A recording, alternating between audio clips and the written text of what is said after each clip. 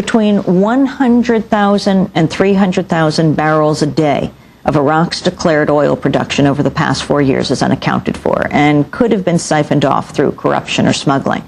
These are the findings of a draft report by the U.S. Government Accountability Office obtained by the New York Times. The news comes as the Iraqi parliament is preparing to vote on a new law that would open up Iraq's oil reserves to multinational oil companies.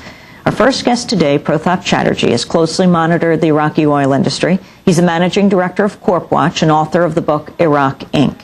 He's also just published a new report on Halliburton called Goodbye Houston.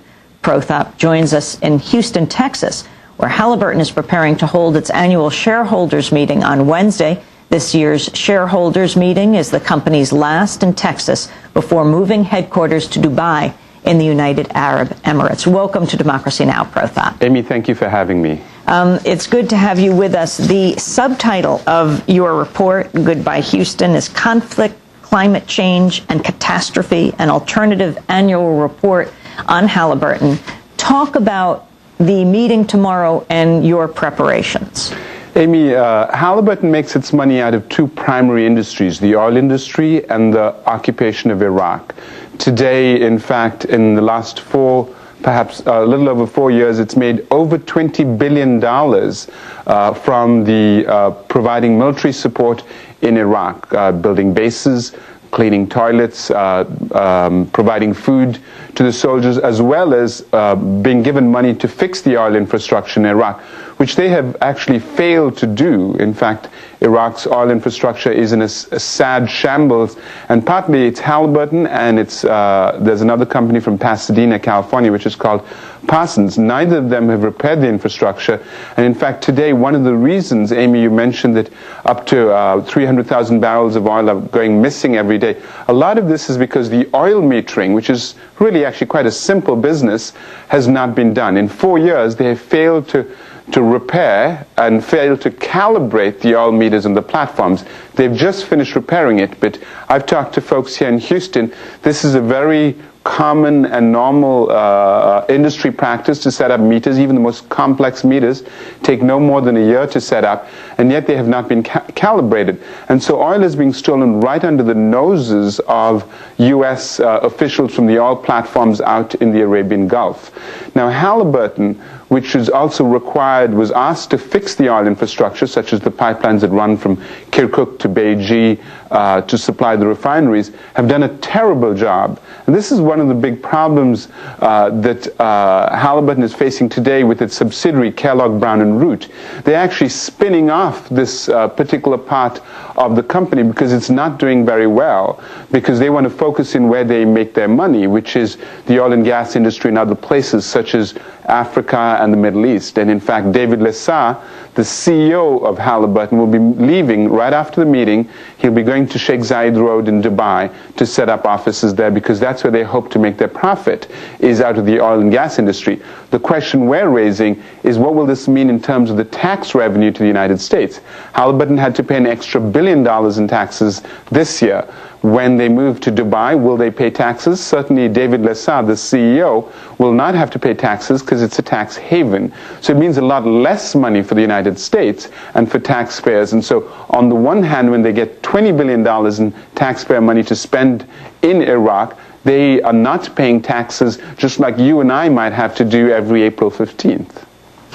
What does it mean for criminal liability for the company to move? These are good questions. So far, actually, 6 managers and suppliers have been indicted, and some of them have gone to jail. Not all of them have gone to jail. And one, for example, one person who was actually named by the Department of Justice as having absconded with money, his name is Ali Hijazi, and he's in Kuwait. And I actually spoke to him in January when I was in Kuwait, because he, as I understand, is not required, and there is no extradition treaty that can require him to come back to the United States. So in the future, if there is any problem and there are officials that are charged and they're in Dubai, because Dubai has no extradition treaty, I'm not suggesting that they are in fact criminally liable, but if they are, they can actually stay there and not have to leave, just as Ali Hijazi can stay in Kuwait without being brought before justice to decide whether or not they have been involved in criminal activity.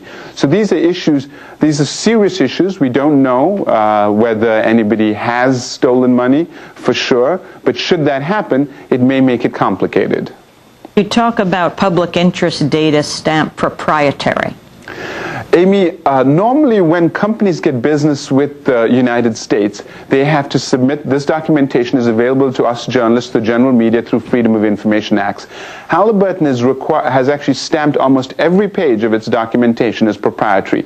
The reason they say that is because if the public gets hold of it, it will represent a threat to their business, because their business secrets might be exposed and they would not get contracts if, let's say, a rival company such as a Bechtel or Fluor or Parsons bids against them.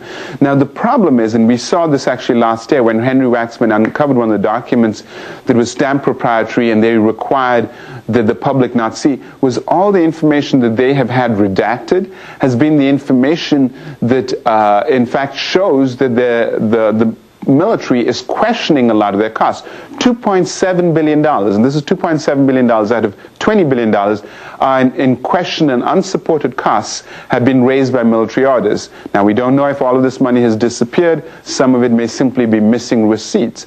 But all that money being questioned, you cannot, we as the public and the taxpayer, cannot find out about, because Halliburton has said this represents important data that if their rivals see it, could win contracts. And this to me seems like a little bit of a problem, because if there is money that's missing, the public needs to know. And in fact, if it is a business secret, then we will have no way of judging whether or not the contract should go to somebody who is more competent and less likely to overcharge. And these are some of the biggest charges against Halliburton, has been the fact that there's been overcharging, there's been waste, as well as fraud. And so there are several lawsuits that have been launched. There's a lawsuit by Julie McBride, for example, who has charged the company has been overcharging for provision of food.